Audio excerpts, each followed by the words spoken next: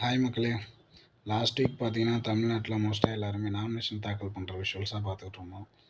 இந்த வீக் பார்த்தீங்கன்னா, அப்படியே எல்லாரும் ஃபுல் ஃப்ளெட்ஜ்டா வந்து கேம்பெயின் ஸ்டார்ட் பண்ணிட்டாங்க. அதாவது திமுக இருக்கட்டும், அதிமுக இருக்கட்டும், நாம் தமிழர் இருக்கட்டும், தளபதி விஜயா இருக்கட்டும், எல்லாருமே வந்து அவங்கவங்க வேட்பாளர ஆரம்பிச்சு கேம்பெயின் ஸ்டார்ட் பண்ண ஆரம்பிச்சுட்டாங்க.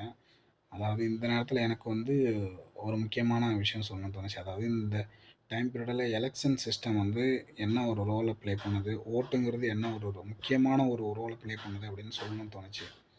அதாவது ஒரு 5 வருஷம் சிஎம் நாற்காலியில் இருந்த முதலமைச்சர் மு.க. ஸ்டாலின் அவர்களாக இருக்கட்டும், எதிர்க்கட்சித் தலைவராக இருந்த ஐயா எடப்பாடி அவர்களாக இருக்கட்டும், அதே மாதிரி துணை முதலமைச்சராக இருந்த உதயநிதி ஸ்டாலின் அவர்களாக இருக்கட்டும், 8% ஓட்டு வாங்கி அங்கீகரிக்கப்பட்ட கட்சியாக இருக்கிற சீமான் அவர்களாக இருக்கட்டும், தன்னோட கரியரை உச்சத்தை விட்டுட்டு கரியரோட உச்சத்தில் இருக்கார், 250 கோடி சம்பளம் வாங்குறாரு, அதை விட்டுட்டு வரேன்னு சொன்ன தளபதி விஜய் அவர்களாக இருக்கட்டும், அவங்க எல்லாருக்கும் சரி, ஓட்டு போடக்கூடிய மக்களாகிய நம்மளுக்கும் சரி, இந்த எலெக்ஷன் சிஸ்டம், இந்த ஓட்டுரிமைங்கிறது ஒரு முக்கியமான ரோலை இந்த டைம் பீரியடில் ப்ளே பண்ணுது. அதாவது இவங்க எல்லாருமே பெரிய ஆளு அப்படிங்கிற மாதிரி ஒரு மைண்ட் செட்டில் எல்லாருமே இருந்தாங்க.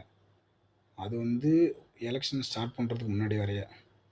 எலெக்ஷன் ஸ்டார்ட் பண்ண ஆரம்பிச்சு இப்போ நீங்கள் பார்த்தீங்கன்னா விஷுவல்ஸு, அவங்களாம் பண்ணவே மாட்டாங்க அப்படின்னு நினச்சேன். அதாவது வெளியே வரமாட்டாங்கன்னு நினச்சிட்டு இருந்தவங்களாம் வெளியே வர ஆரம்பிச்சிருக்காங்க.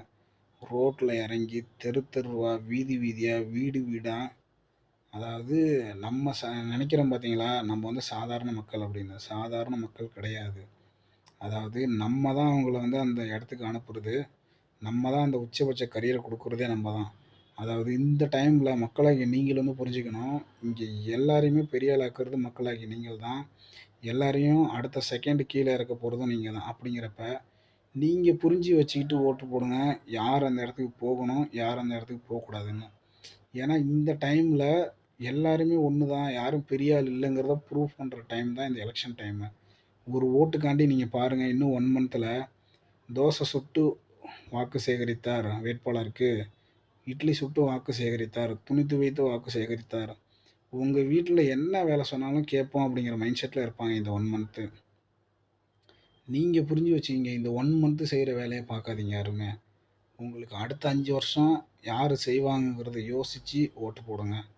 அந்த உங்கள் கையில் இருக்குது பார்த்தீங்களாங்க அந்த ஒரு ஓட்டு, அது வந்து நிறைய பேர் சாதாரணமாக ஒரு ஓட்டுன்னு நினச்சிக்கிறாங்க. அப்படி கிடையாது. அந்த ஒரு ஓட்டு வந்து எதை வேணாலும் தீர்மானிக்கலாம், யாரை வேணாலும் எங்கே வேணாலும் உட்கார வைக்கலாம். அப்படிங்கிறப்ப மக்களாகிய நீங்கள் வந்து என்றைக்குமே முதலாளிகள் நீங்கள் தான். நிறைய பேர் சொல்லி கேள்விப்பட்டிருக்கேன். பட் ரியாலிட்டி பார்க்குறப்ப நம்மளுக்கு ரியலாக ஃபீல் ஆகுது. இவங்க எல்லாரையுமே ஆட்டி படைக்க போகிறதும் சரி, அவங்கள ஆட்டி வச்சு அழகு பார்க்குறதும் சரி, மக்களாகிய